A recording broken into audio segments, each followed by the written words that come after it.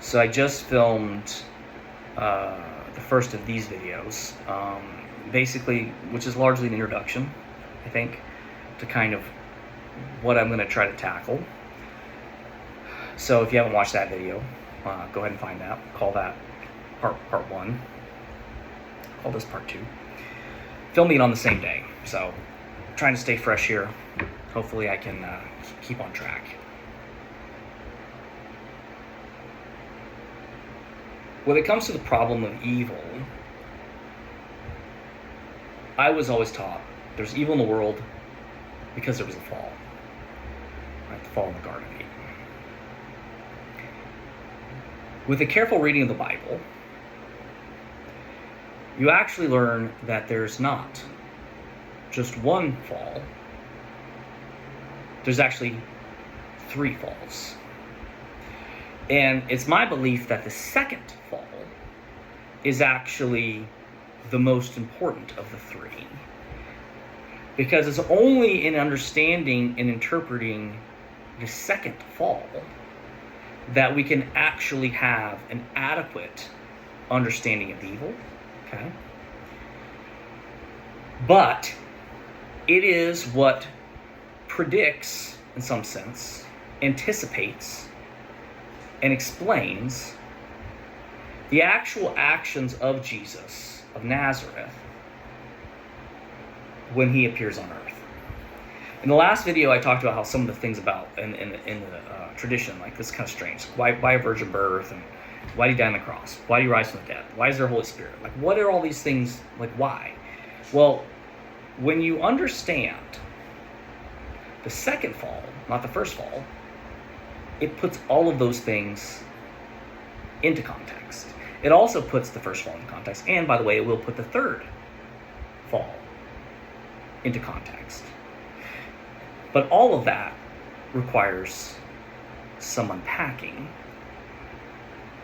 And it may require we go down some very dark, strange roads. So I apologize in advance if that's what happens. If you have your Bible handy, I would invite you to turn to one of the more confounding passages in the Scriptures that many pastors like to just skip over. And that can be found in Genesis 6.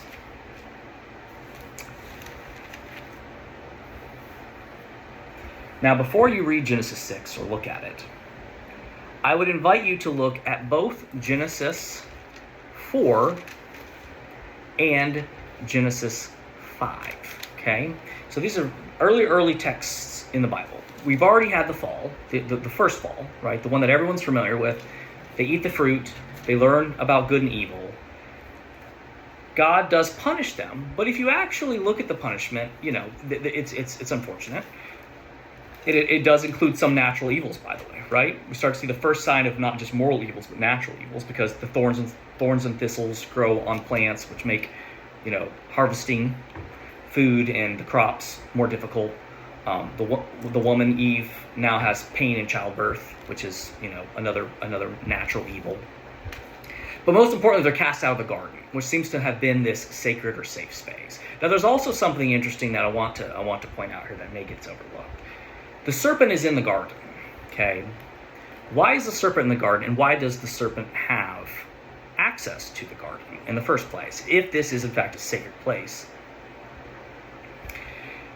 And the answer to that seems to be that this serpent was an entity who was working alongside God.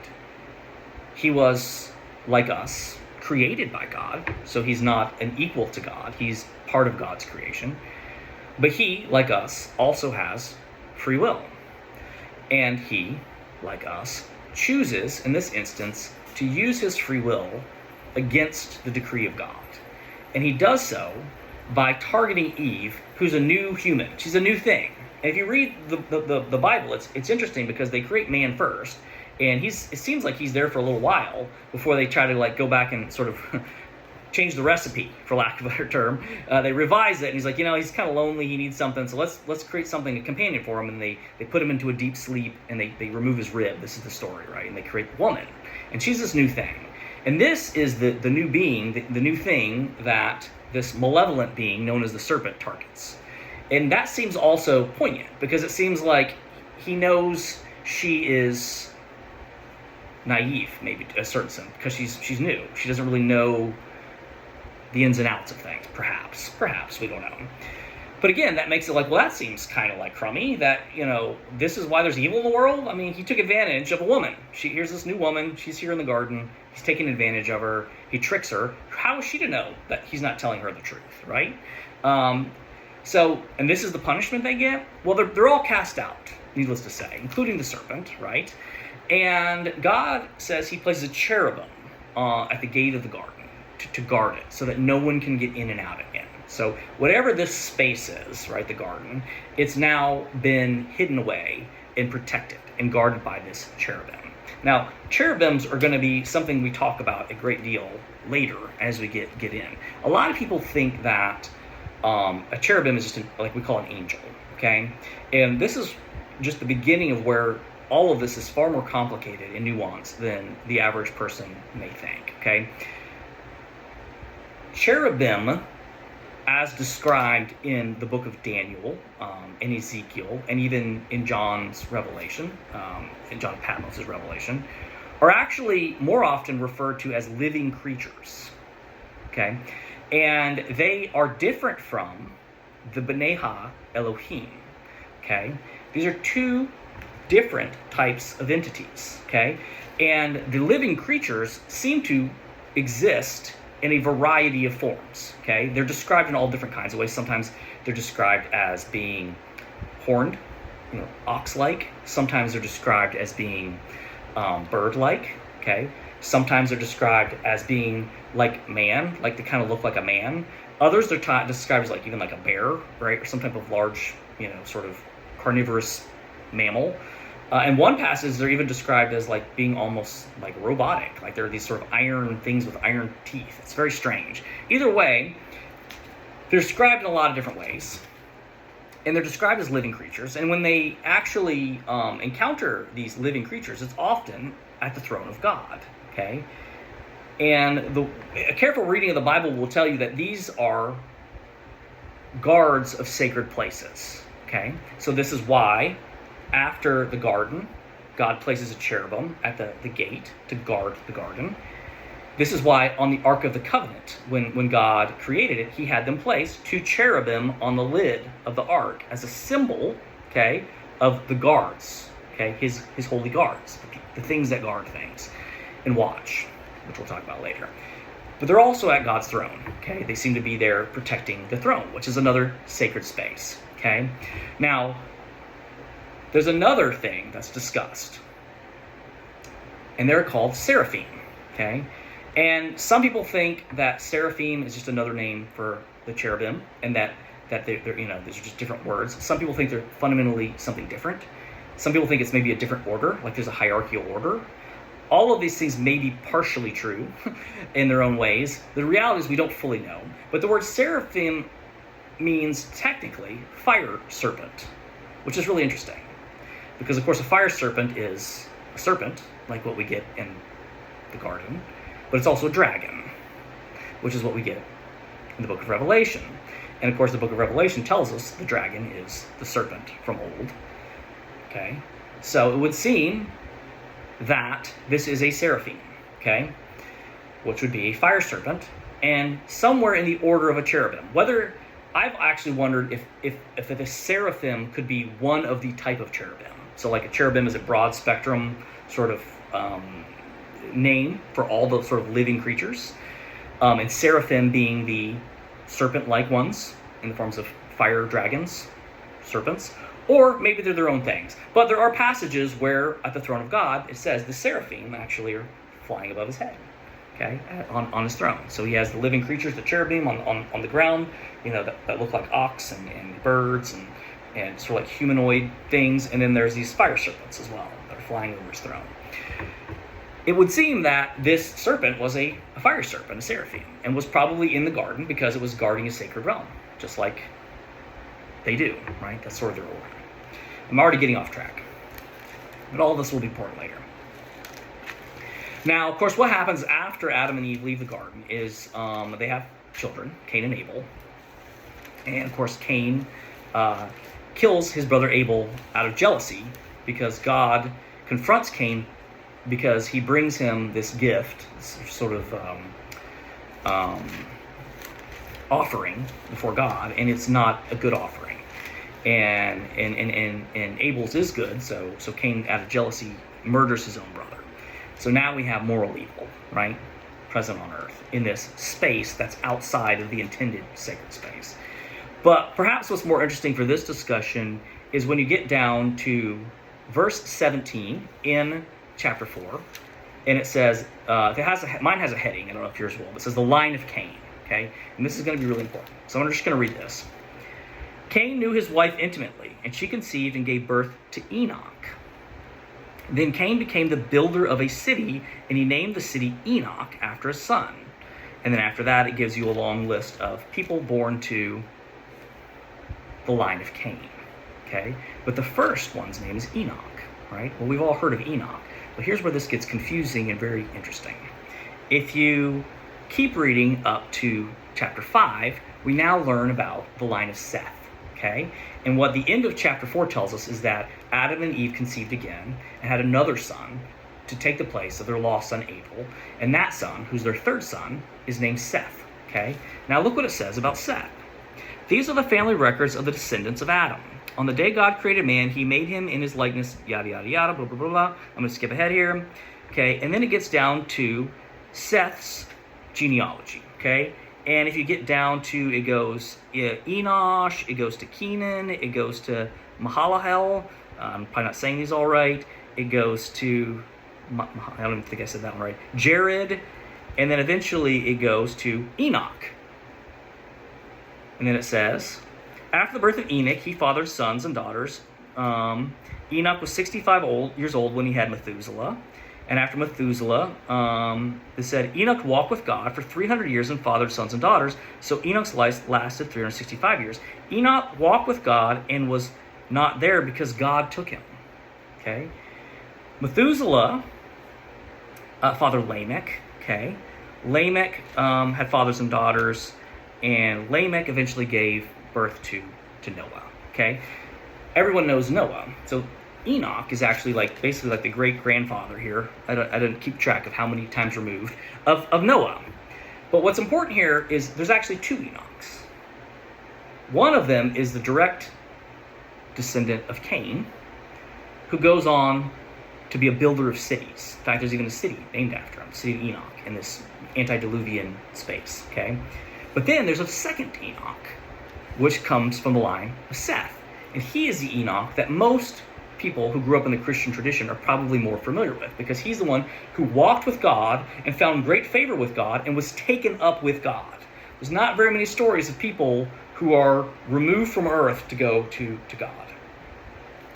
In many traditions in history, he's referred to as the scribe of God. People think that he actually was taken to heaven, or whatever you want to call it, the throne of God, and worked as the scribe of God. Who knows? But what all this is setting up is Genesis 6, okay? And what we'll find in the book of Enoch, and what we'll find in two conflicting historical traditions, okay? But I'm getting ahead of myself.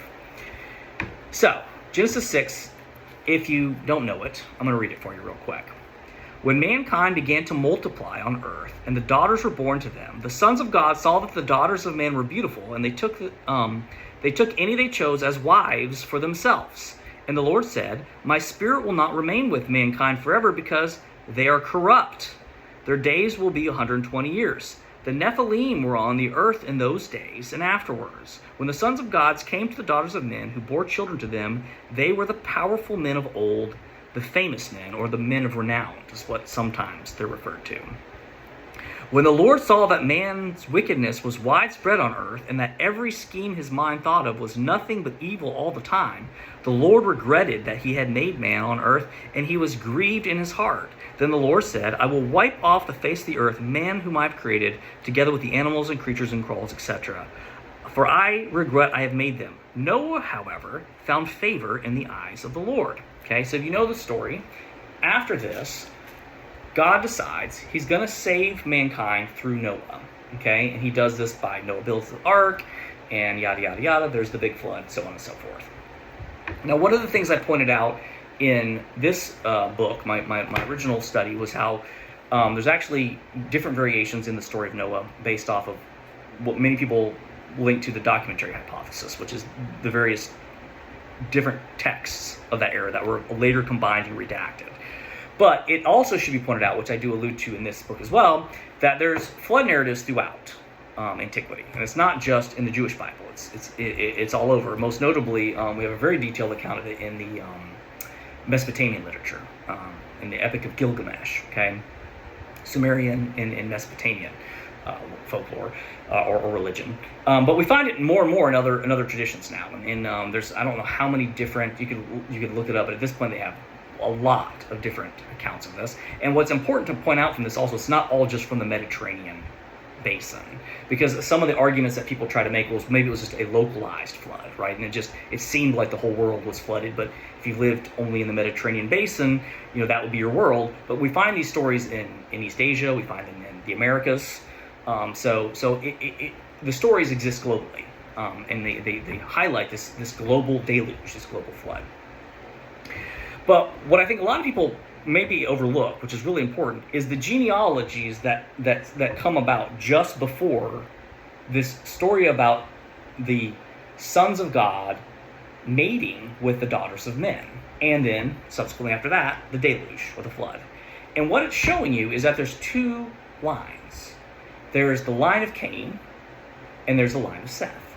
And what we learn is that Noah is this direct descendant of Seth and what I like to call good Enoch, right? The Enoch who walked with God.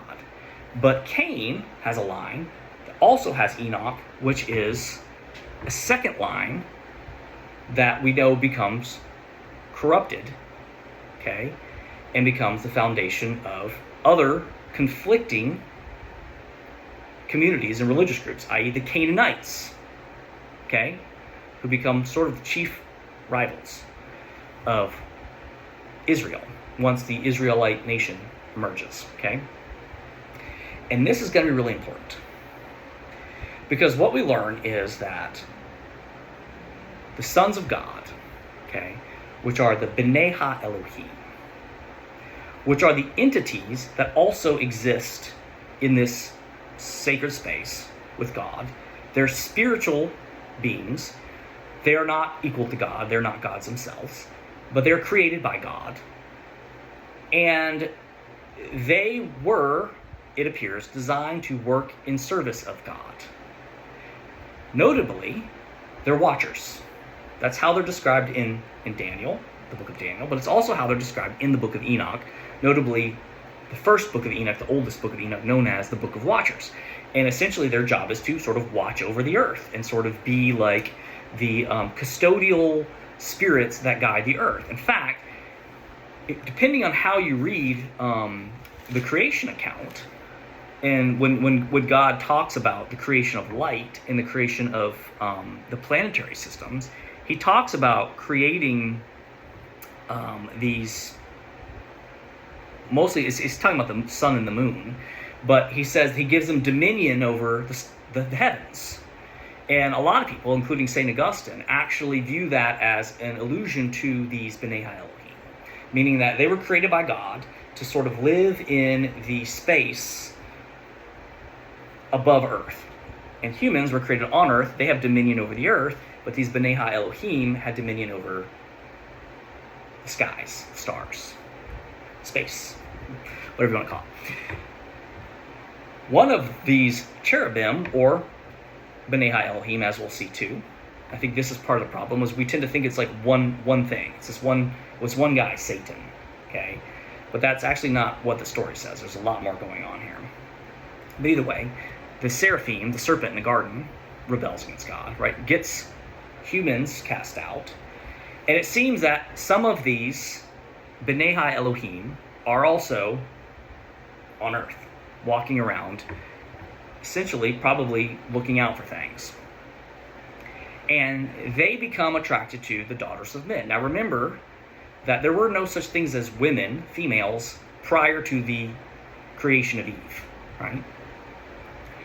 So this is a new thing. And it says they take them as their wives, and they actually procreate with them, and they have offspring, okay? And these offspring become known as the Nephilim, okay? And in the tradition, if you read through it and break it down, they're known as giants. So they're actually considered bigger and more powerful than average humans because they are hybrids. They're these hybrids of these B'nai Elohim, sort of spiritual beings that are eternal. They're not gods. They were created by God, but they're created to just be eternal, versus humans who are finite, because humans are more corporeal, right? He uses the clay of the earth, he talks about, in the Genesis account, to combine spirit and sort of matter together to create humans. And we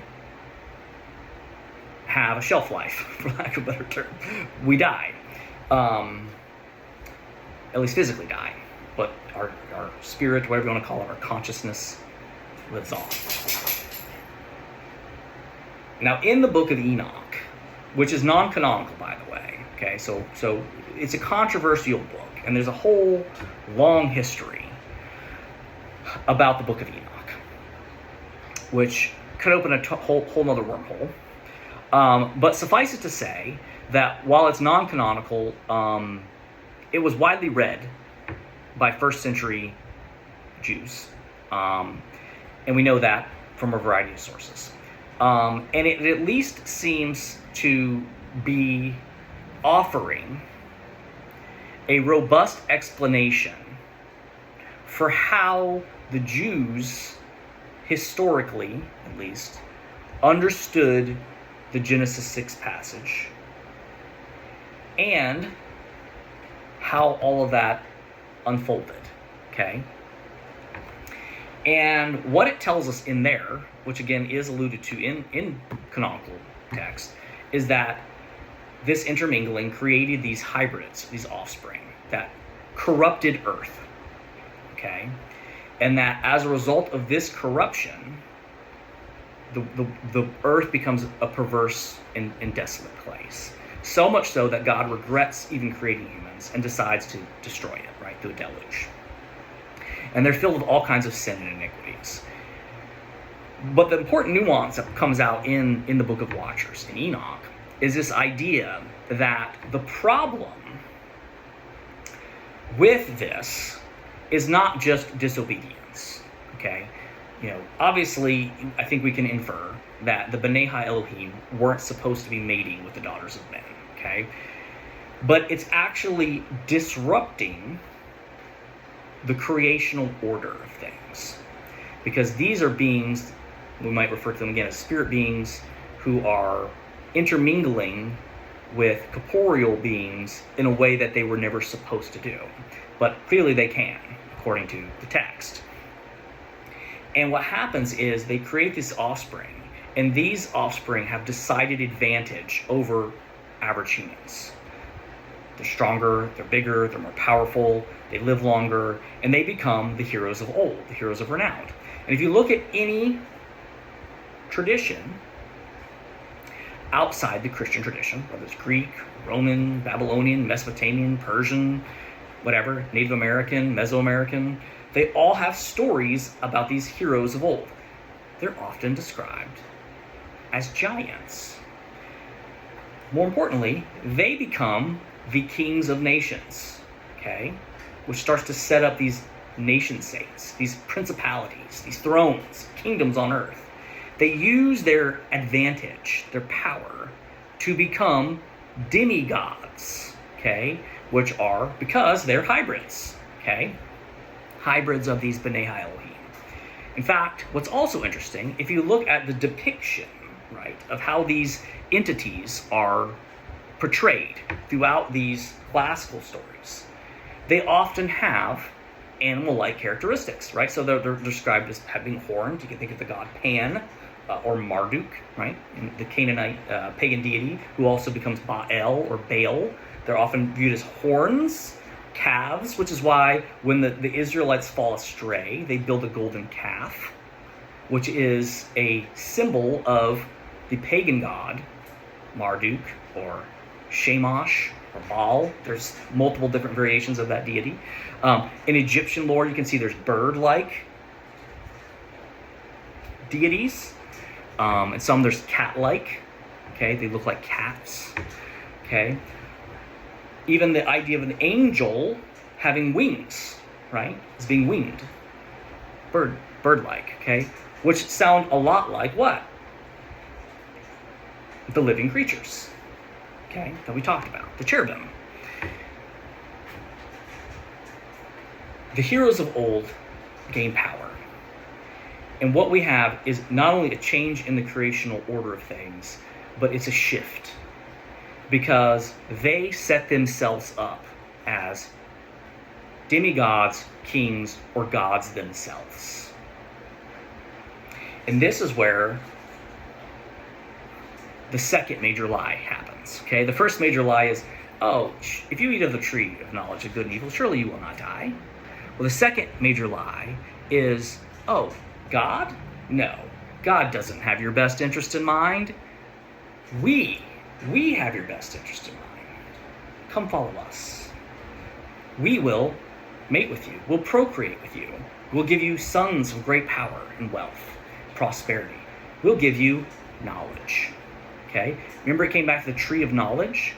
Well, what we learn in the book of Watchers is that these B'nai Ha-Elohim, or Watchers, or Grigori in Slavic, trade knowledge, right, in the form of fashioning of weapons and weaponry, but also in the earliest forms of what we would now refer to as witchcraft. Okay, now if you know anything about witchcraft, it's usually this story.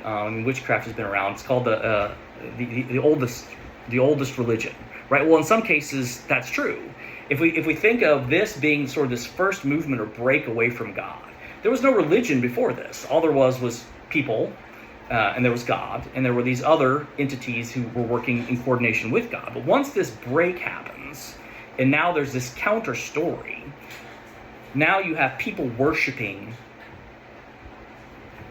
these Watchers and their offspring, who are half humanoid, okay?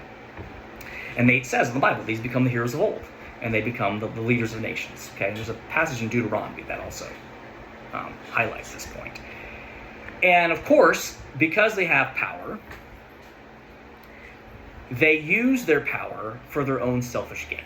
And it just becomes about accumulation of wealth, servitude, slavery, all these types of things.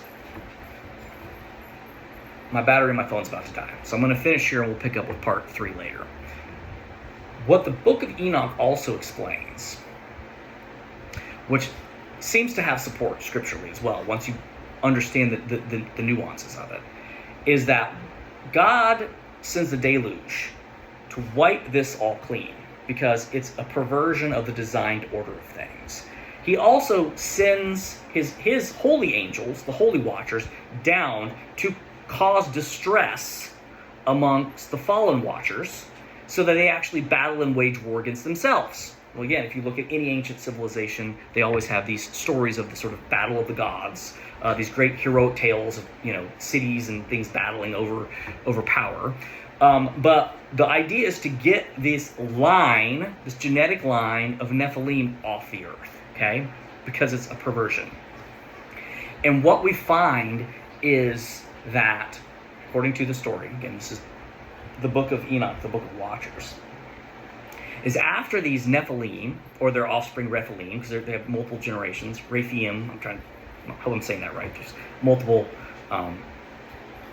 names for these things. When they do die, because their mothers were corporeal, they're finite, their spiritual bodies, right, their consciousness has no place to go, because they're not B'nai Ha-Elohim, they don't live in the spirit realm, and they're not daughters of men or sons of men. They're these mixes, and what happens to their souls, for lack of a better term, is they get trapped. and they're in this place of suffering. And this is precisely why God didn't want this to happen. Because when you intermingle these realms, you pervert them and it disrupts the order thing. And now you have this problem, or now you have all these sort of disembodied spirits who have no place, no home to go. And this is what becomes demons, okay? Demonic spirits, which we will find highly prevalent throughout the New Testament teachings of Jesus. We'll come back to that later. Put that in the back of your mind. And then, of course, these fallen B'nai Elohim, and there are many of them, it's not just one, become what we refer to as devils, okay? Devils are the fathers of demons, okay? And these devils offer humans powers, insights, knowledge, Gnosticism, in exchange for access to them, okay?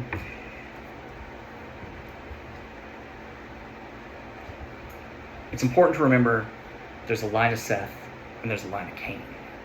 A lot of scholars believe that the reason Noah was picked was not because he was particularly moral, okay? That his family was chosen because they were more moral than other families of that era. It's possible that that's part of it.